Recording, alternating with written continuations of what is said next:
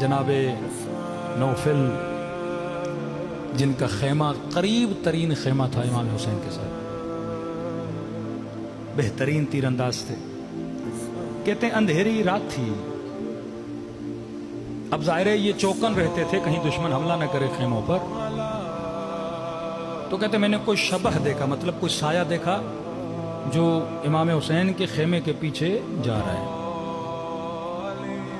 تو مجھے شک ہوا کہیں ایسا تو نہیں کہ پیچھے سے دشمن نے اٹیک کیا، تو کہتا ہے میں نے اس سائے کا پیچھا کیا، جب آگے بڑھا تو میں نے دیکھا کہ یہ میرے آقا امام حسین ہے،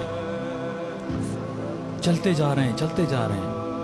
اب کہتا ہے یہ نہیں کہ میں امام حسین کی کوئی جاسوسی کروں کہ مولا کہاں جا رہے ہیں، کہتے حفاظت کی نیت سے، رات کا اندھیرا ہے، مولا اکیلے نکلے ہیں، کہیں سے دشمن اٹیک نہ کر دے۔ کہتا پیچھے چلتا گیا، امام حسین نے محسوس کیا کوئی آ رہا ہے، امام نے کہا نوفل تم ہو؟ میں نے کہا جی مولا۔ کیوں کر رہے ہو میرا پیچھا؟ میں نے کہا مولا پیچھا نہیں کر رہا، خوف تھا کہ رات کا اندھیرا ہے، آپ اکیلے چل رہے ہیں صحرا میں، کوئی حملہ نہ کر دے آپ کی حفاظت کے لیے۔ امام نے کہا گیا۔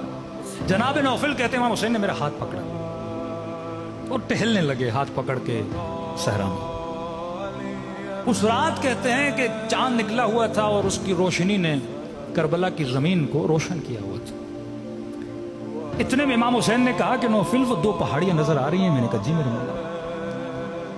کہا دیکھ ان پہاڑیوں کے پیچھے کوئی نہیں، نہ لشکر یزید ہے نہ کوئی سپاہی ہے، کہا دیکھ اب بھی اگر چاہتے ہو نا جانا تو چلے جاؤ، پہاڑیاں نزدیک ہیں، پیچھے کوئی نہیں، وہاں سے تو چل، اب بھی جانا چاہتے ہیں۔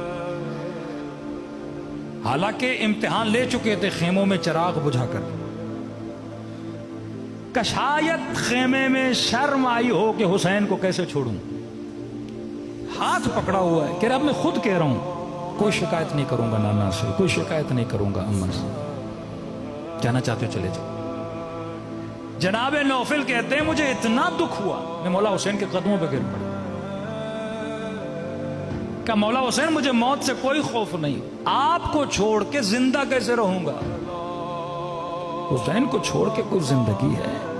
اور چلا بھی گیا تو قیامت میں زہرا کا سامنا کیسے کروں گا؟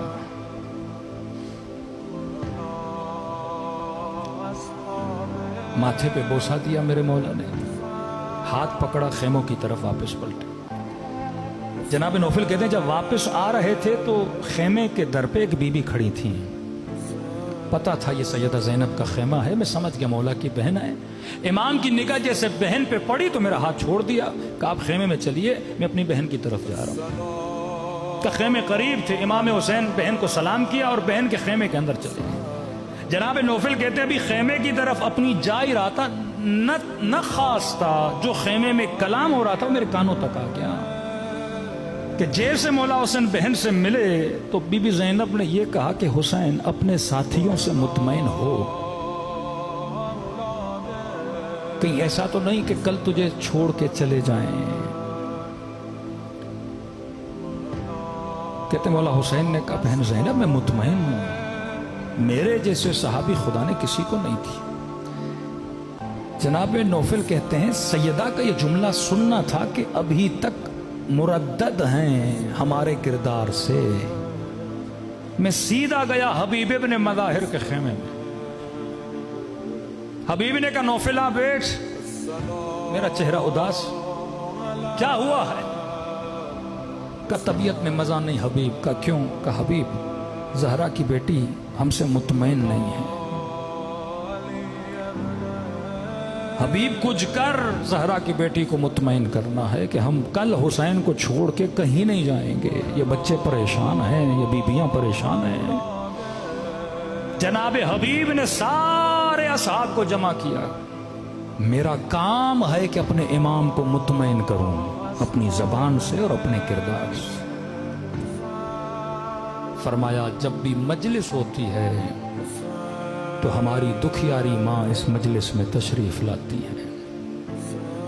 چھٹے امام کی روایت ہے، کہا ذاکر ابھی تو نے مصائب پڑھے نہیں، تو پڑھنا چاہتا ہے، تم سب کے سروں کے پیچھے ہماری دادی زہرا کھڑی ہو جاتی ہے۔ یہ گریہ نہیں، یہ تجدید عہد ہے کہ بی بی آج اگر امام زمانہ آ جائیں تو ہم تیار ہیں۔ فرمایا تیری آنکھوں سے آنسو نکلے نہیں، نکلنا چاہتے ہیں۔ یہ بی بی دعا کے لیے ہاتھ بلند کرتی ہیں، خدا یہ میرے حسین کا عزادار ہے۔